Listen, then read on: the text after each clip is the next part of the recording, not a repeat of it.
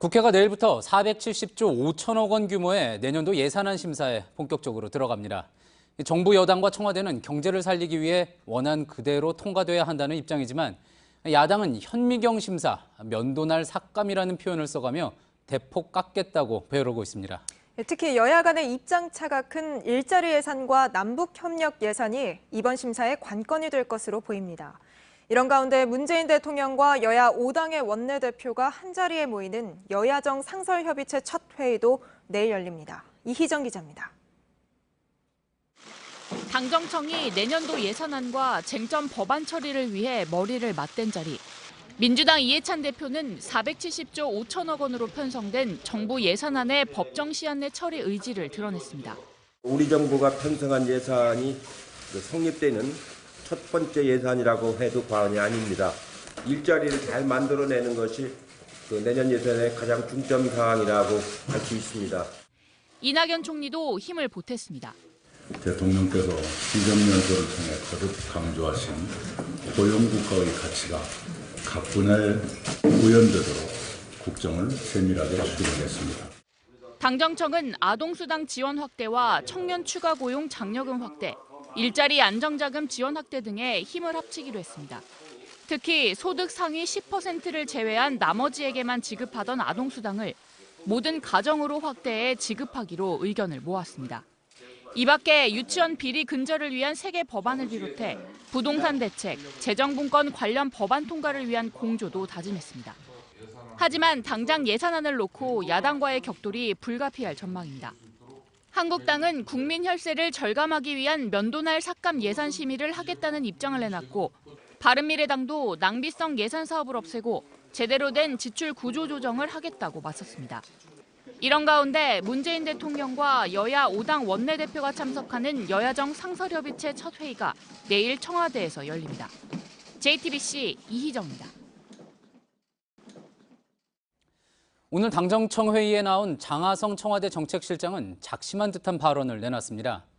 시장에만 경제를 맡기면 더 큰 모순에 빠질 것이다. 또 내년엔 소득주도 성장의 성과를 체감할 수 있을 것이라고 말했습니다.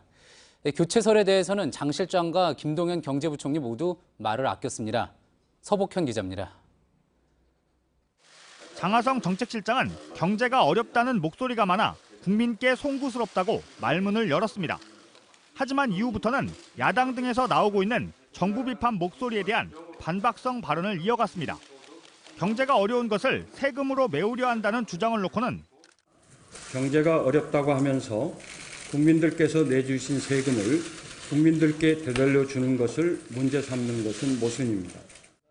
최근 경제 위기론에 대해서도 근거 없는 위기론은 국민들의 경제 심리를 위축시켜서 경제를 더욱 어렵게 만들 것입니다. 그러면서 소득주도 성장의 필요성을 강조했습니다. 경제 구조를 바꾸고 있습니다. 경제를 소위 시장에만 맡기라는 일부의 주장은 한국 경제를 더 큰 모순에 빠지게 할 것입니다. 내년엔 성과를 체감할 것이라고도 했습니다. 이에 대해 한국당과 바른미래당은 소득주도 성장의 실패를 인정하지 않고 있다거나 위기론이 근거가 없다는 진단부터 잘못됐다고 반박했습니다.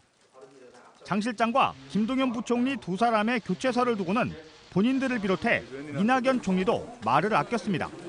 인사에 관해서 총리가 미리 말하는 것은 주제넘은 일입니다. 인사 문제를 내가 언급하는 것 자체가 말이 안 되는 거죠. 혁신성장 장관회의 끝나고 한 얘기 그대로인데. 김 부총리는 책임을 회피하지 않겠다고 말한 바 있습니다. JTBC 서복현입니다. 이 내년도 예산안에는 우리 정부가 힘을 주고 있는 정책 방향이 그대로 들어가 있습니다. 그렇기 때문에 더 잘 지켜볼 필요가 있는 건데요. 이를 놓고 이제 여야 간의 힘겨루기가 본격적으로 시작이 될 겁니다. 어떤 부분이 쟁점이 될지 최재원 기자와 짚어보겠습니다. 자, 최 기자, 일단 오늘 고위 당정청 회의에서 나온 이야기부터 정리를 좀 해볼까요? 네, 연말국회는 예산 전쟁이라고 하죠. 야당은 깎으려고 하고 정부 여당은 지키려는 싸움입니다. 예. 오늘 당정청 회의는 바로 이 전쟁을 앞두고 정부 여당이 잘 싸워보자 이렇게 결의 다졌다고 보시면 됩니다. 장하성 청와대 정책실장이 오늘 이런 말을 했습니다. 경제가 어렵다면 적극적인 재정정책 집행하는 것 당연하다.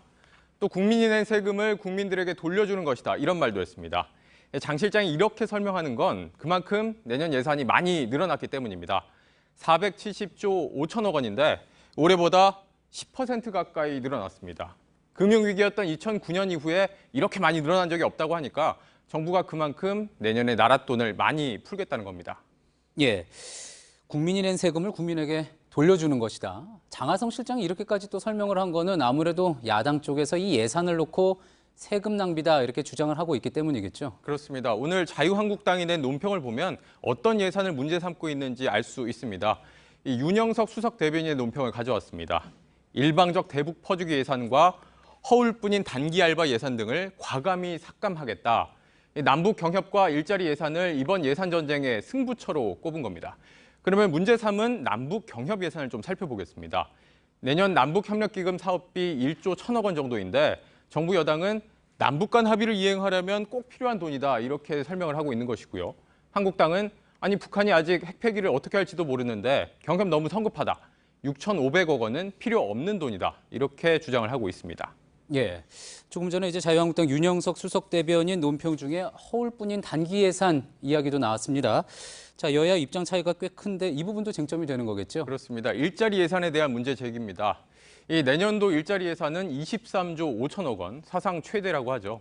여야가 부딪히는 대목은 정부가 직접 돈을 대는 직접 일자리입니다.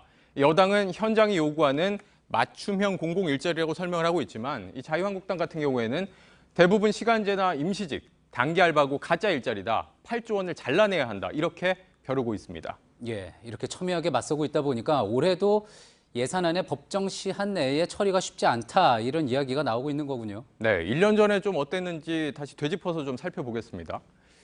지난해 12월 6일 새벽 예산안이 통과되던 날의 국회 모습을 좀 보시겠습니다. 민주당 의원들은 악수도 나누고 저렇게 웃으면서 박수도 치고 있는데 자유한국당 의원들은 표결 아예 거부했고요. 피켓 시위를 벌였습니다. 지켜야 할 법정 시한은 나흘이 지난 시점이었습니다. 올해 역시도 막판까지 여야 대치가 계속될 것으로 예상이 됩니다. 내년도 예산안 처리 법정 시한은 다음 달 12월 2일입니다. 예. 앞서 보도에 드렸듯이 내일 문재인 대통령과 여야 5당 원내대표가 만나기로 했으니까 또 어떤 얘기가 오갈지도 지켜봐야지 될 것 같습니다. 잘 들었습니다. 최재원 기자였습니다.